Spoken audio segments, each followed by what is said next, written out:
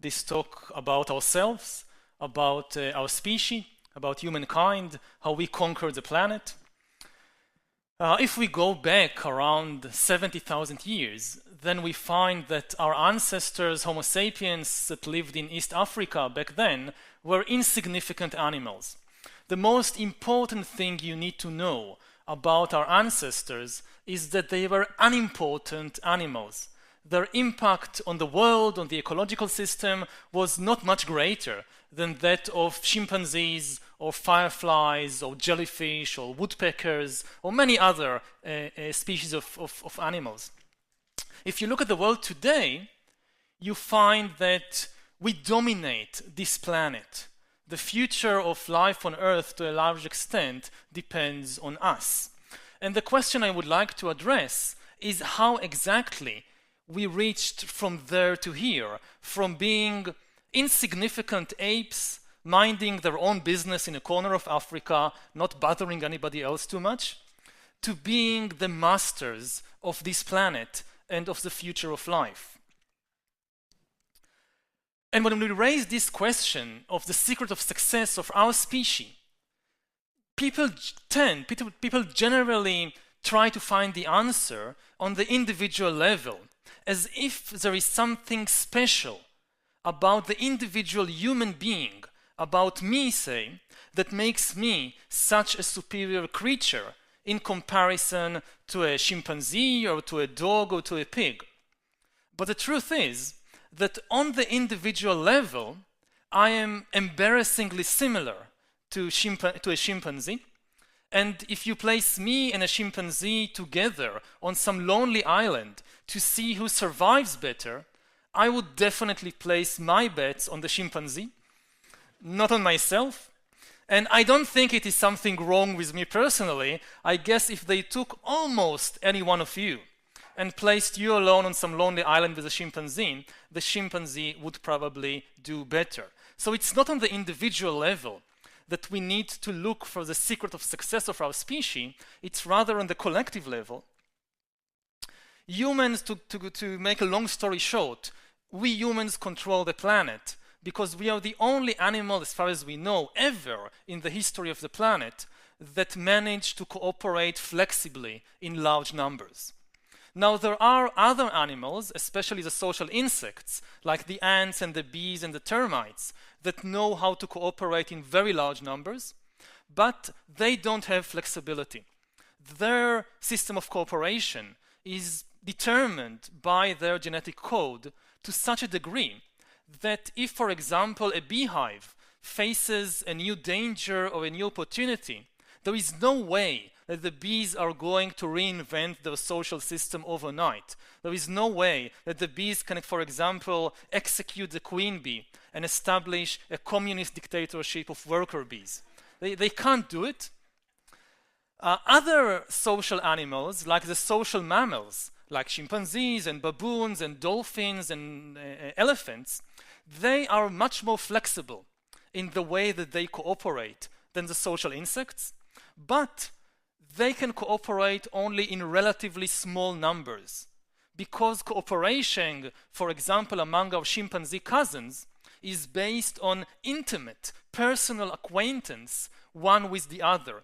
If I'm a chimpanzee and you're a chimpanzee and I want to cooperate with you, I need to get to know you personally. What kind of chimpanzee are you? You're a nice chimpanzee? Are you an evil chimpanzee? Can I trust you? If I don't know you personally, I can't cooperate with you. And because it's impossible to get to know hundreds of thousands of individuals, then chimpanzees cannot cooperate in numbers larger than, say, about 100 or 200. Humans are the only animals that can combine the two abilities. We cooperate in very large numbers, much more so than the bees or the ants, yet we retain the flexibility of chimpanzees and wolves, and of course we are even much more flexible than they are. We can create social systems of cooperation that unite millions and today even billions of individuals and change them almost overnight. And this makes all the difference. 1 versus 1, or even 10 versus 10, we are not superior to chimpanzees. But if you pit 1,000 humans against 1,000 chimpanzees, the humans will easily win, for the simple reason that 1,000 chimpanzees cannot cooperate at all. And if you now try to cram 100,000 chimpanzees into a big sports stadium, or into, let's say, Wall Street, or the Vatican, you will get complete chaos. If you try to cram 100,000 humans into Wall Street or the Vatican or Wembley Stadium, you get very sophisticated networks of cooperation in religion or sports or economics. Even this lecture that I'm giving here can serve as a good example of this unique human ability. There are about, I don't know, 150, 200 people now in this hall. I don't know the vast majority of you. I just came to Oslo for the first time 3 days ago flying from Tel Aviv. I don't know the pilot and the crew member of the plane of Austrian Airlines that brought me over here from Tel Aviv. I don't know the people who built this hall and who invented this computer and this screen that enables me, that helps me to convey my ideas to you. I don't know all the people who wrote all the books and articles that I've read in preparation for this talk. Even though all of these people are strangers, we don't know each other, nevertheless, we can cooperate effectively in order to create this global exchange of ideas. This is something that chimpanzees, again, cannot do.